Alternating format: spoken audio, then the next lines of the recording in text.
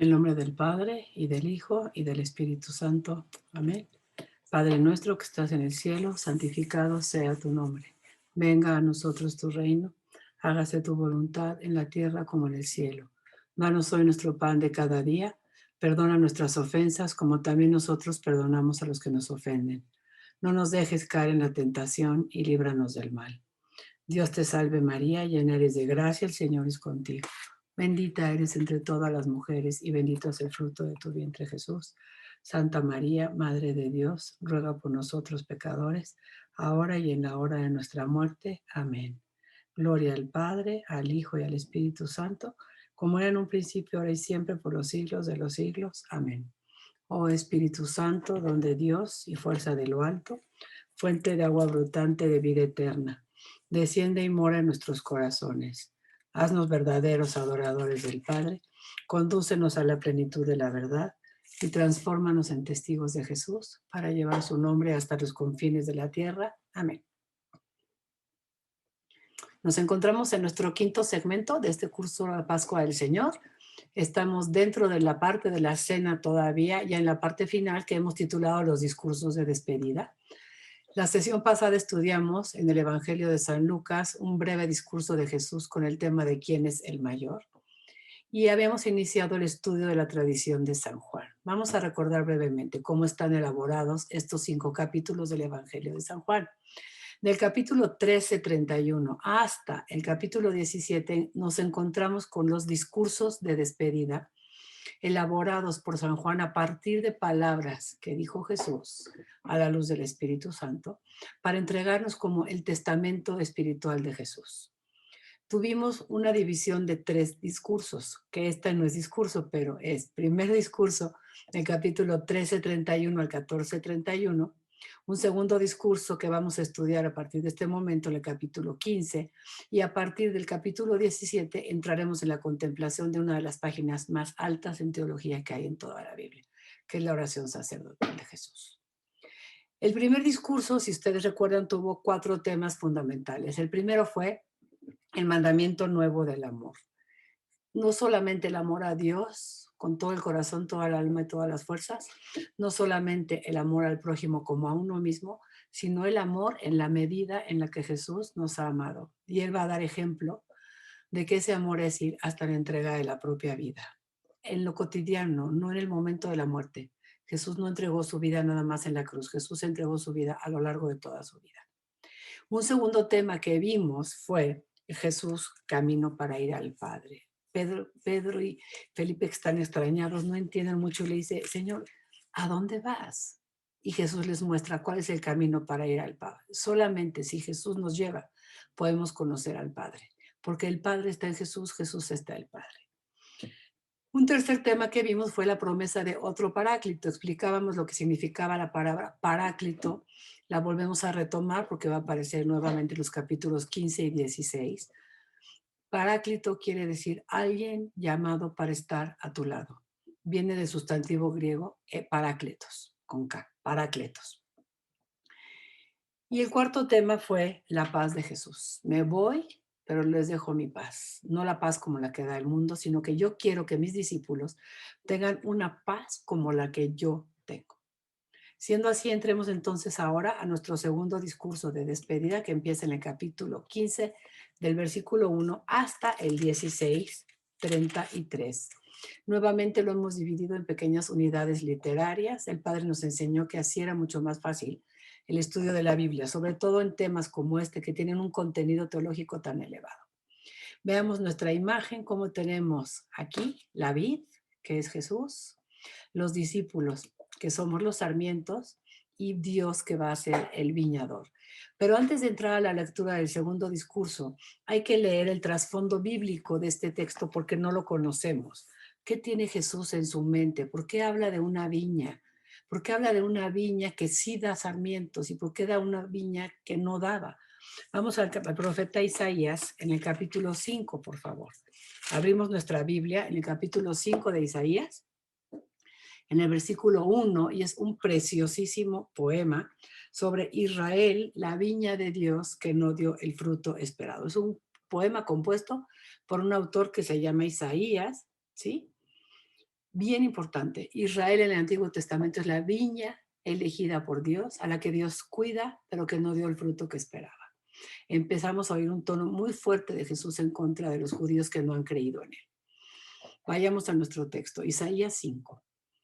Voy a cantar a mi amigo la canción de su amor por su viña. Mi amigo tenía una viña en un fértil otero. La cavó y despedregó y la plantó de cepa exquisita. Edificó en medio una torre y excavó en ella un lagar. Y esperó que diese uvas, pero solo dio agraces. Ahora pues, habitantes de Jerusalén y hombres de Judá, venid a juzgar entre mi viña y yo. ¿Qué más puede hacerse por mi viña que no se lo haya hecho yo? Yo esperaba que diese uvas, porque ha dado agraces, es decir, uvas podridas. ¿Qué hay entonces en el trasfondo de este texto de la vid y los sarmientos? El canto de la viña de Israel, viña de elección de Dios, cuidada por Dios, labrada, puesta una torre para que no le pasara nada, cuidada y protegida, que no dio el fruto esperado, se ha convertido en una viña estéril. En oposición a esa viña estéril, Jesús se va a presentar a sí mismo como la verdadera vid, que sí produce el fruto que el Padre quiere. Regresamos al Evangelio de San Juan y leemos capítulo 15 del versículo 1 al 6, ya con el trasfondo bíblico que hemos leído. Yo soy la vid verdadera y mi Padre es el viñador. Él corta todo sarmiento que en mí no da fruto y limpia todo el que da fruto, pero para que dé más fruto. Vosotros estáis ya limpios gracias a la palabra que os he dicho. Permaneced en mí como yo en vosotros. Lo mismo que el sarmiento no puede dar fruto por sí mismo si no permanece en la vid. Tampoco vosotros podéis si no permanecéis en mí. Yo soy la vid, vosotros los sarmientos. El que permanece en mí y yo en él dará mucho fruto, porque separados de mí nada podéis hacer. Si alguno no permanece en mí, es cortado y se seca, lo mismo que los sarmientos. Luego los recogen y los echan al fuego para que ardan. Versículo 6. Luego los recogen, los echan al fuego para que ardan. ¿Cuál es la aplicación de este texto? El pueblo de Dios, el pueblo judío, la viña de Israel, no ha dado el fruto esperado. En oposición, Jesús es la vid verdadera que sí da fruto. ¿Y cuál es el fruto que da la vid de Jesús? La misión que el Padre le encomendó cumplir, Él sí la hizo.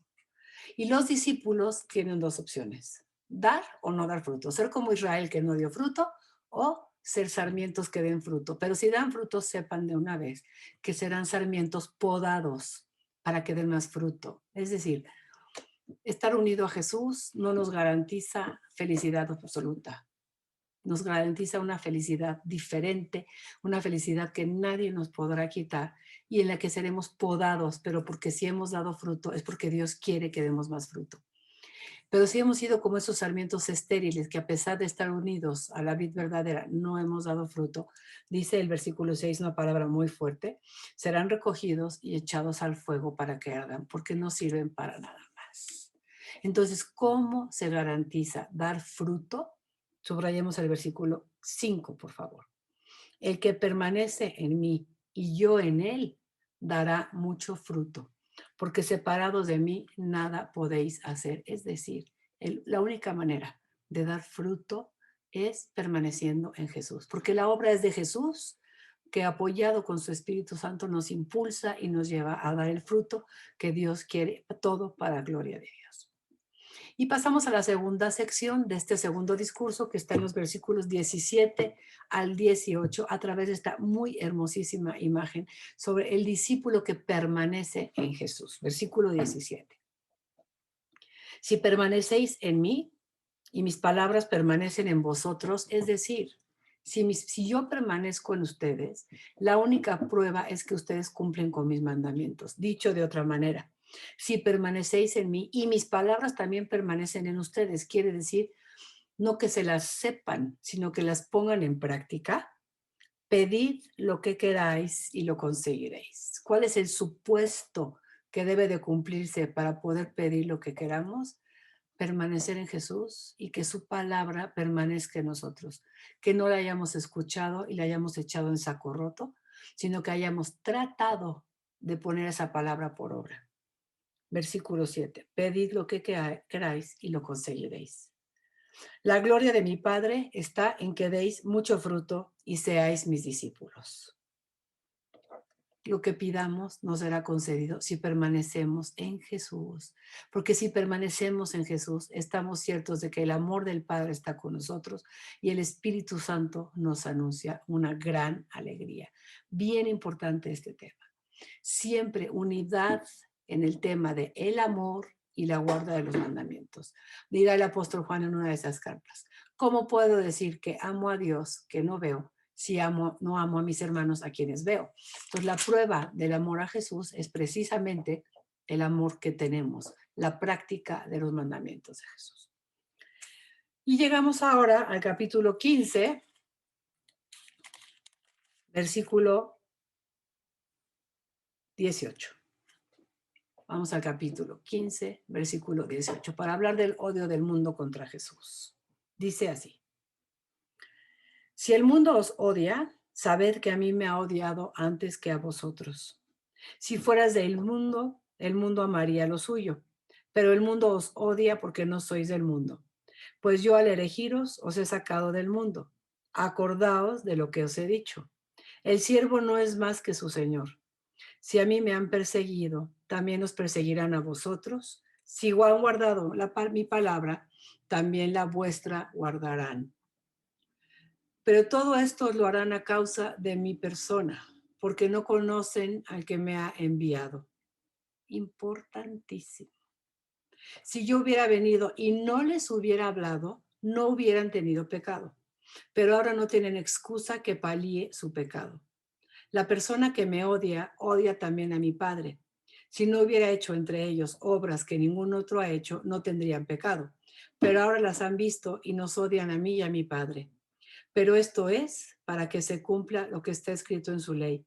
Me han odiado sin motivo. Y seguimos la lectura. ¿Sintieron ustedes cómo es muy pesado leer todos estos de un golpe?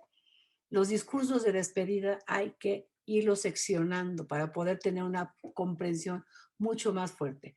¿Qué vamos a leer en resumen a través de estos 4 pequeños círculos que tenemos aquí? La razón del mundo para odiar a Jesús, y la razón es que no lo conocen.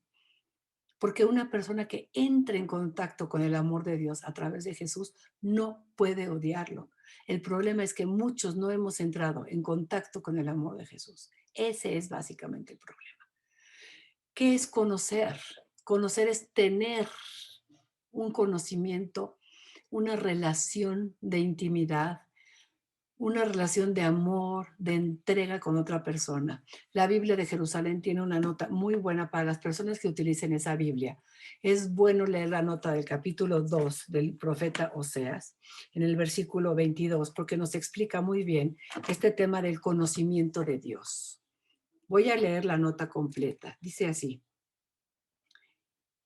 no se trata de un simple conocimiento intelectual.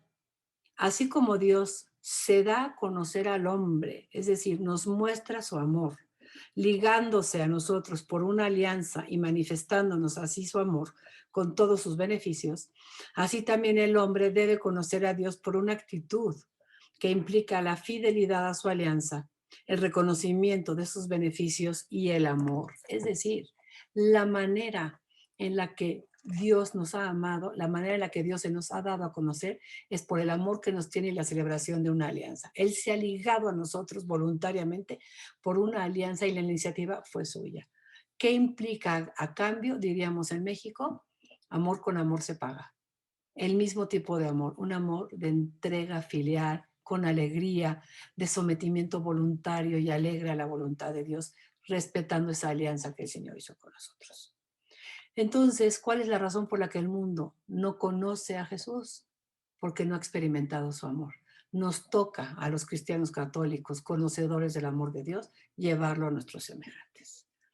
Vamos entonces a dividir esta tercera parte en 4 pequeñas unidades. Una del versículo 18 al 21, en la que vamos a entender que el mundo odia a los discípulos precisamente por no vivir como el mundo.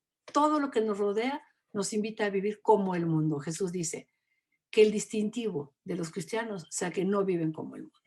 Vamos a nuestro Evangelio de San Juan nuevamente, en el capítulo 15, en el versículo 18. Dice así: si el mundo os odia, sabed que a mí me ha odiado antes que a vosotros. Si fueras del mundo, el mundo amaría lo suyo. ¿Ven? Pero el mundo no los quiere, pero porque no son del mundo. Pues yo al elegiros os he sacado del mundo. Es decir, cuando Dios elige, como pensemos que teníamos un bonchecito de personas y Jesús toma algunos, los saca de ese bonchecito y lo pone acá. Y dice, ya no perteneces a este mundo. Eso es lo que nos hizo nuestro bautismo. San Pablo le dirá unas palabras más sencillas. Debemos vivir una vida digna del llamamiento que hemos recibido. Y ese llamamiento es a ser como Jesús. Pero ese ser como Jesús molesta al mundo. ¿A qué mundo? Al mundo que es hostil a Dios. Podemos confrontarlo con una palabra del Evangelio de San Juan también, por favor. Vamos a Juan 3, versículo 19. Juan 3, 19. Dice esta palabra. El juicio consiste en que la luz vino al mundo, pero la gente amó más las tinieblas que la luz, porque sus obras eran malas. Pues todo el que obra el mal odia la luz y no se acerca a ellas, para que nadie censure sus obras. Si Jesús se pronunció luz del mundo y nos dijo a los discípulos, sean luz del mundo, esa luz que trae el testimonio de Jesús molesta al mundo porque le descubren que sus obras no son buenas, que no están viviendo como quiere Jesús. Muy bonito, muy bonita invitación. Nadie se preocupe de que el mundo no lo quiera. El chiste es que se note que vives no como el mundo, sino según Dios. Segunda unidad, del versículo 22 al 25. Regresamos a nuestro Evangelio de San Juan. Capítulo 15, versículo 22 a 25. Si yo no hubiera venido y no les hubiera hablado, no tendrían pecado. Pero vine y les hablé, y ahora no tienen excusa que palíe su pecado. Dirá la epístola a los Hebreos. De tantas maneras habló Dios en el pasado, a través de los profetas. Pero ahora nos ha hablado a través del Hijo. Y el pueblo judío, en sus autoridades religiosas y muchos seguidores de Jesús, escucharon su palabra. Jesús vino, habló y actuó. Nos trajo la revelación de quién es Dios. Si no supieras, si no hubieras escuchado, no tendrías pecado. Pero escuchaste, dice Jesús. Escuchaste y no quisiste. Ese va a ser el pecado del mundo. Haber tenido una experiencia de Jesús, haber tenido testimonios de palabras y obras de Jesús y rechazar a Jesús. Versículo 23. La persona que me odia, odia también a mi Padre, porque el Padre y Jesús son uno mismo. Si no hubiera hecho entre ellos obras que ningún otro ha hecho, no tendrían pecado. Pero ahora las han visto y nos odian a mí y a mi Padre. Es decir, no solo a través de lo que dije, sino las obras que hice deberían de haberles hecho creer que yo vengo de Dios y ni siquiera así. Pero esto ya estaba en el plan de Dios. Es para que se cumpla lo que está escrito en su ley. Me han odiado sin motivo, como decía el Salmo 69. Me han odiado sin motivo. Siguiente unidad, versículos 26 y 27, muy, muy importantes. Cuando venga el Paráclito que yo os enviaré de junto al Padre, el Espíritu de la verdad que procede del Padre, Él dará testimonio de mí. Pero también vosotros daréis testimonio porque estáis conmigo desde el principio. El único que puede dar testimonio de que el mensaje de Jesús era verdadero es el Espíritu Santo. Y nosotros podremos dar testimonio de la verdad de Jesús si lo hacemos al impulso del Espíritu Santo. Capítulo 16, versículo 1 al 4. Los discípulos serán perseguidos. Os he dicho esto para que no os escandalicéis. Os expulsarán de las sinagogas e incluso llegará la hora en que todo el que os mate piense que da culto a Dios. Y harán esto porque no me han conocido, ni al Padre ni a mí. Os he dicho esto para que cuando llegue la hora os acordéis de que ya os lo había dicho. Es decir, los discípulos serán perseguidos, pero no por ellos mismos, sino por darle culto a Dios. Pensemos hoy en nuestros hermanos cristianos de Medio Oriente, cómo son perseguidos y matados por dar culto a Dios. Capítulo 16, versículos 4b al 15. ¿Cuál será la obra del Espíritu? Bellísima imagen. La obra del Espíritu. Dice Jesús, versículo 4b. No os dije esto desde el principio porque estaba con vosotros. Si recuerdan la sesión anterior, dijimos que parecía que el Jesús del Evangelio de San Juan, que habla en los discursos de despedida, como que está aquí, pero como que ya fue al Padre. Fíjense cómo dice. No os dije esto desde el principio porque estaba con vosotros, como si ahora ya no estuviera. Pero ahora parece que sí está, porque dice en el versículo 5, pero ahora me voy donde aquel me ha enviado y ninguno de vosotros me pregunta a dónde vas. Claro que ya le habían preguntado. Es que por haberos dicho esto estáis embargados de tristeza, pero yo os digo la verdad. Os conviene que yo me vaya, porque si no me voy, no vendrá a vosotros el Paráclito, pero si me voy, se los enviaré. No estén tristes. Jesús se va a ir, pero va a enviarles al Espíritu Santo, porque ya no pueden con lo que Jesús les está diciendo. Lo hemos notado. ¿A dónde vas? Muéstranos al Padre. Dice Jesús, me tengo que ir para enviarles al que les va a descubrir toda la verdad. Versículo 7 nuevamente. Os conviene que yo me vaya, porque si no me voy, no vendrá a vosotros el Paráclito, pero si me voy, os lo enviaré.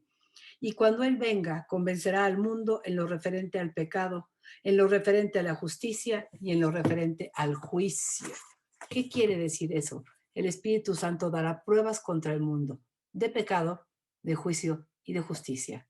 Si alguno tiene el libro de Jesús de Nazaret, en la página 211 tenemos un párrafo que dice así: cuando venga el Espíritu Santo, hará ver y comprender con su luz divina que en el proceso de Jesús fue el mundo quien estuvo en el pecado, en el error y en la injusticia. Jesús, en cambio, estuvo en la verdad y en la justicia. Este papel del Paráclito como acusador del mundo y defensor de Jesús toca tres ideas: pecado, justicia y juicio. Pecado primero. El Paráclito convencerá al mundo de pecado, es decir, dará pruebas de que el mundo es reo de pecado, porque su pecado fundamental fue no creer, la falta de fe. Segundo, convencerá al mundo de justicia. El Espíritu de la verdad dará pruebas en relación a la justicia. Dado el contexto, aquí entenderemos el término justicia en el sentido forense y legal, es decir, el Paráclito va a hacer ver de qué parte de quién estaba la razón y la justicia cuando Jesús resucite. Van a darse cuenta. Y después, de juicio, porque el príncipe de este mundo ha sido juzgado, es decir, de condenación. La tercera prueba que el Paráclito dará en contra del mundo es hacer comprender que el príncipe de este mundo, Satanás, ha sido ya condenado. El príncipe de este mundo iba ciertamente a jugar un papel muy importante en la pasión y muerte de Jesús y parecería haber alcanzado la victoria. Sin embargo, el Espíritu de la verdad hará saber que este príncipe del mundo no tuvo poder alguno sobre Jesús y que ha sido arrojado fuera, porque Jesús se entregó libre y voluntariamente a la muerte por amor al Padre y para llevar a cabo el mandato que del Padre había recibido. Bien importante. La misión y la obra del Espíritu Santo solo van a ser comprendidas con el auxilio del Espíritu Santo. Vamos al versículo 8 nuevamente. Cuando Él venga, convencerá al mundo en lo referente al pecado, en lo referente a la justicia y en lo referente al juicio. En lo referente al pecado, porque no creen en mí. En lo referente a la justicia, porque me voy al Padre y ya no me veréis. En lo referente al juicio, porque el príncipe de este mundo ya está juzgado. 12. Mucho tengo todavía que deciros, pero veo que ya no podéis con ello. Es decir, no lo comprenden. Por eso les urge, más que una urgencia de Jesús por él mismo, es una urgencia de Jesús por enviar ya al Espíritu Santo y que puedan comprender quién es. Mucho tengo que deciros, pero ahora no podéis con ello. Cuando venga Él, el Espíritu de la verdad, os guiará hasta la verdad completa, pues no hablará por su cuenta, sino hablará lo que oiga y os explicará lo que ha de venir. Él me dará gloria porque recibirá de lo mío y os explicará a vosotros. Muy importante. Todo lo que tiene el Padre es mío. Sintamos cómo a lo largo de los discursos de despedida Jesús ha ido revelando al Padre, al Hijo y al Espíritu Santo como tres personas distintas, sin decir Dios es uno en tres personas, Padre, Hijo y Espíritu Santo. Ha ido hablando del Padre, pero ha ido hablando del Hijo, Él, y ha ido hablando de una tercera persona que es el Espíritu Santo. Ahora bien, cuando Jesús ha dicho, el Padre y yo somos uno, todo lo mío es del Padre, el Padre y yo hacemos lo mismo, está identificándose con la naturaleza del Padre. Se está haciendo llamar a sí mismo también Dios. Nos enseña que el Hijo es Dios. Versículo 15, todo lo que tiene el Padre es mío. Muy importante capítulo. Terminamos ahora esta parte del versículo 16 al 33. Primero, leemos este texto. Los discípulos ya no podrán ver a Jesús como antes de la muerte y la resurrección. Me voy, pero volveré. Pero van a tener una segunda manera de verlo que será espiritual y para todos los tiempos. Y esa presencia nueva de Jesús, número 2, los llenará de alegría.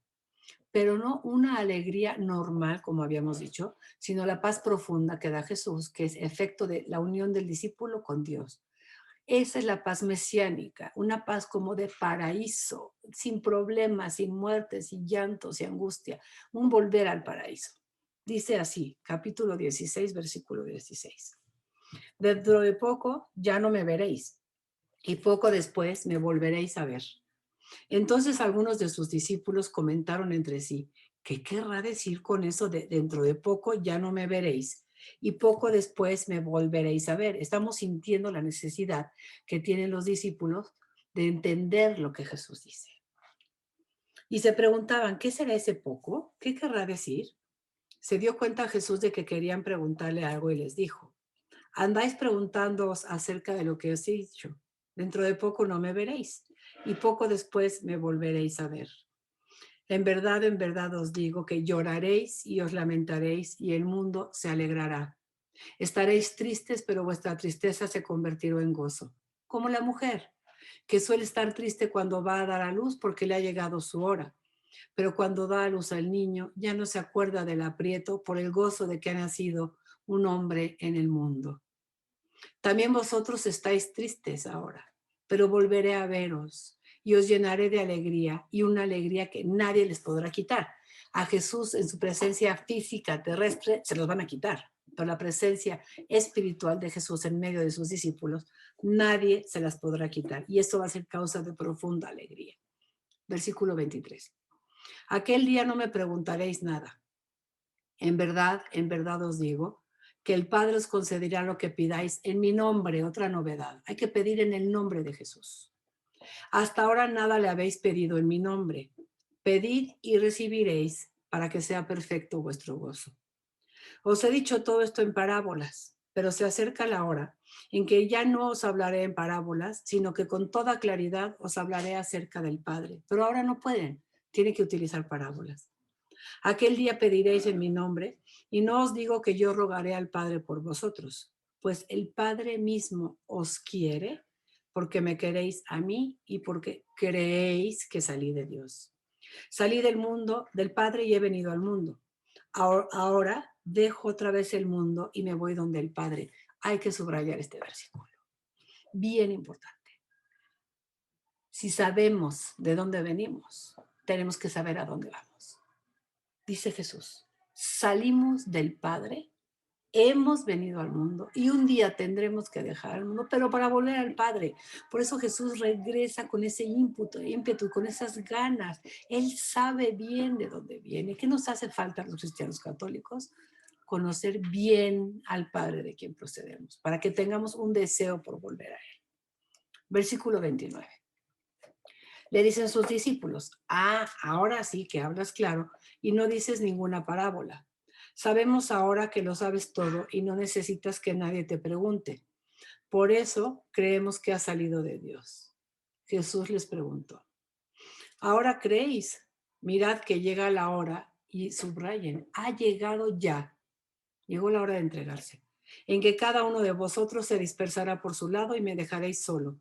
Pero no estoy solo, porque el Padre está conmigo. Os he dicho estas cosas para que tengáis paz en mí. Y el último versículo hay que subrayar. En el mundo viviréis tribulación, la tribulación por el Evangelio. Pero tened ánimo, yo he vencido al mundo. Con esa palabra termina el segundo discurso de Jesús, la segunda palabra que Jesús le dirige a sus discípulos en el momento en el que se va a entregar. Jesús habla a sus discípulos y les dice, ánimo, la cosa no va a estar sencilla. Entramos ahora al capítulo 17, que es en labios del Padre Carrillo, la página más sublime de todo el Nuevo Testamento. La vamos a leer, pero nada más vamos a leer nuestro título, leemos los versículos, damos una brevísima consideración y por favor hagan lectura personal y contemplación. Capítulo 17, versículo 1 al 18. El tema es la glorificación del Padre y del Hijo. Todo lo que Jesús busca es darle gloria al Padre. Todo lo que el Padre quiere es glorificar al Hijo. Y así nosotros deberíamos ser también. Buscar la gloria del Padre y del Hijo obrando con amor. Leemos versículos 1 al 8. Así habló Jesús y dijo mirando al cielo, Padre, ha llegado la hora. Glorifica a tu Hijo para que tu Hijo te glorifique a ti. Y que según el poder que le has dado sobre toda carne, conceda también vida eterna a todos los que tú le has dado.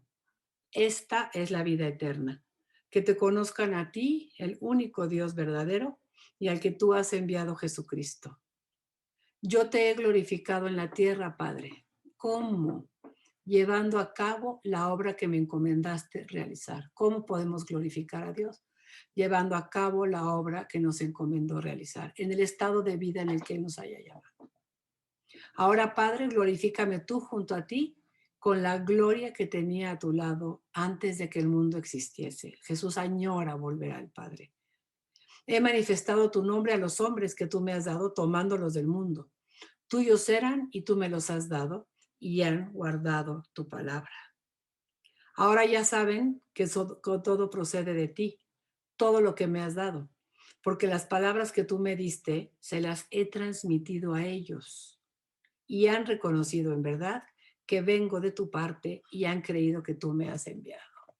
Ha llegado para Jesús la hora de la mutua glorificación.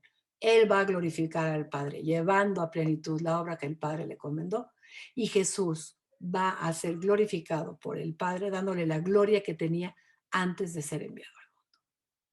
Pasamos a la segunda parte. Jesús lo único que busca es, primero, la gloria del Padre. Segundo, no se abandona de sus discípulos porque los discípulos son un regalo del Padre para Jesús y por eso va a pedir para ellos que sean uno y que el Padre los santifique. Vamos a leer con mucho detenimiento estos versículos. Versículo 9. Por ellos ruego. No ruego por el mundo, no es porque no los quiera, sino porque es un mundo que no lo ha aceptado, sino porque los que tú me has dado, los discípulos son un regalo del Padre para Jesús, porque son tuyos. Todo lo mío es tuyo y todo lo tuyo es mío, y mi gloria se ha manifestado en ellos. Yo ya no estoy en el mundo, pero ellos sí están en el mundo. Yo en cambio voy a ti. Escuchen esta belleza de petición. Padre Santo, cuida en tu nombre a todos los que me has dado, para que sean uno como nosotros. Cuando yo estaba con ellos, yo cuidaba de ellos en tu nombre, a los que me habías dado. He velado por ellos, y ninguno se ha perdido salvo el hijo de la perdición, pero porque él quiso. Pero así estaba en tu plan, así se cumplió la escritura. Pero ahora voy a ti, y digo estas cosas mientras estoy todavía en el mundo, para que tengan en sí mismos la perfecta alegría que yo tengo. ¿Cuál es el objetivo? ¿Cuál es el deseo de Dios para nosotros? Que vivamos en perfecta alegría, en paz. Yo les he dado tu palabra, pero el mundo los ha odiado porque no son del mundo como yo no soy del mundo. No te pido que los retires del mundo, y subrayemos esta palabra, sino que los guarde del maligno. Así como le dijo a Pedro, yo he orado por ti, ahora ora por todos nosotros. Ellos no son del mundo como yo no soy del mundo. Por favor, Padre, también santifícalos en la verdad. Tu palabra es la verdad. ¿Dónde puedo encontrar yo la verdad si la busco? En la palabra de Dios. Tu palabra es la verdad. Como tú me has enviado al mundo, yo también los he enviado al mundo, y por ellos me santifico a mí mismo, para que ellos también sean santificados en la verdad.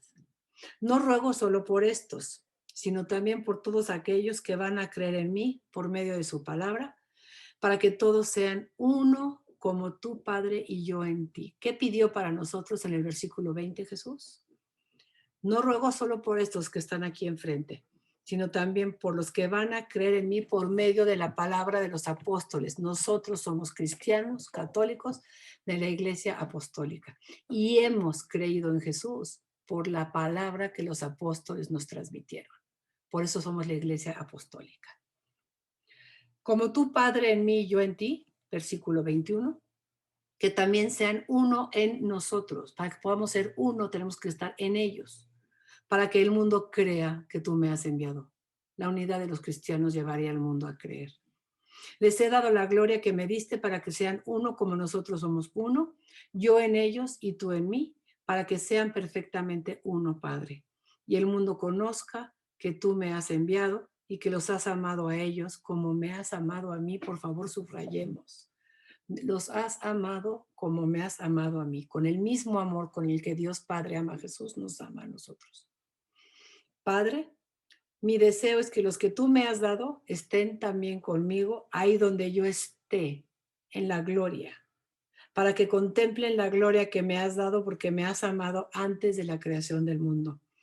Padre justo, el mundo no te ha conocido, no te ha aceptado, pero yo te he conocido y te he amado, y estos te han conocido y han conocido que tú me has enviado. Yo les he dado a conocer tu nombre y se lo seguiré dando a conocer a través del Espíritu, para que el amor que me has tenido esté en ellos y ellos en ti. Toda la oración de Jesús es en favor de sus discípulos y para gloria del Padre. Que el Señor nos conceda que así sea nuestra vida. En el nombre del Padre y del Hijo y del Espíritu Santo. Amén.